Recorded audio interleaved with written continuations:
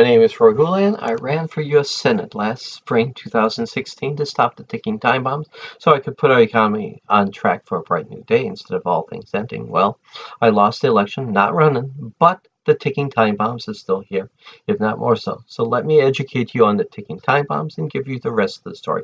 Part 21D, President Trump's first days, Part 5. Redoing the tax system. Have you ever wondered where we get the word progressive from? Or what folks mean when they talk about the progressive movement or being progressive? Or who they're talking about? Well, who they are talking about are Christian moderates from basically the Midwest and West. And by the way, they are Republicans. The greatest of them was George Norris from Nebraska. He served our country for like 82 years. In 1945, George Norris, at the end of his life, wrote an autobiography, The Fighting Liberal.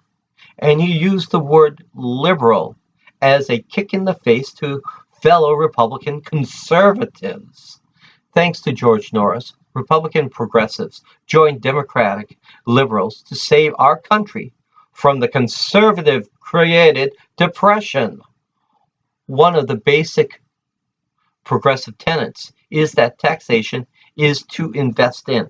Progressives believe that taxation is to be used to invest in our infrastructure and our people. Remember, to invest is to grow. If you live on a farm or in a rural community and have electricity, you can thank George Norris for this. He championed rural investments like the electrification of our farmland. He championed roads and highways. As Christians, our goal is Cantata Suprema, supreme law, which is to get souls to heaven. Their goal and our goal today is to make America a road to heaven and not a highway to hell. So the progressive movement came about in response to seeing our country being turned into a highway to hell because of the greed and graft. Did you know that George Norris had the chance to become vice president for Herbert Hoover? George Norris rejected what conservative Republicans were doing back then, literally on the Republican convention floor. How can you make bad guys richer and richer to solve a problem?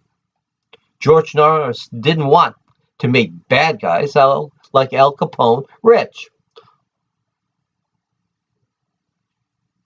What you're doing is wrong. I'd rather support a wet Democrat than a dry Republican. And change his support from Herbert Hoover to Al Smith for president. Prohibition made the bad guys rich and richer. Making alcohol legal stopped that.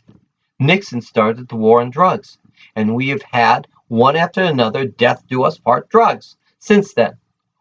One of the main things you never do is make the bad guys richer.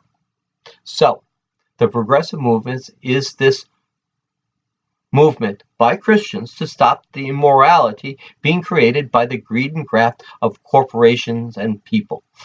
It was Christian moderates who wrote and passed child labor laws across our country. It was Christian moderates who worked for women to have the right to vote and hold office. We see the women getting the right to vote and hold office starting in the West and Midwest, and then spreading to the East and South.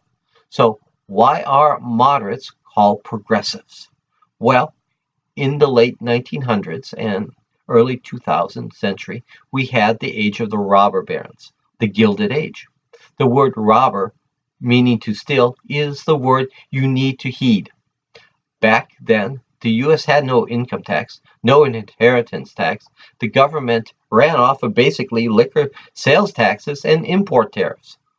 Who are most affected by those taxes? The middle income folks. Remember, I introduced the principle that taxation, to be fair, should be equal to benefit. Well, the larger the company, the more and more that company uses our common resources and government services.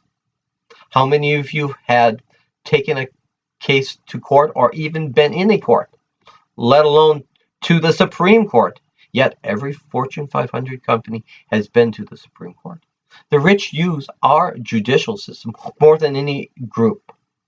Why do we have roads? Why?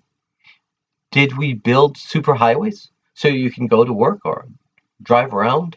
Maybe, but not a superhighway.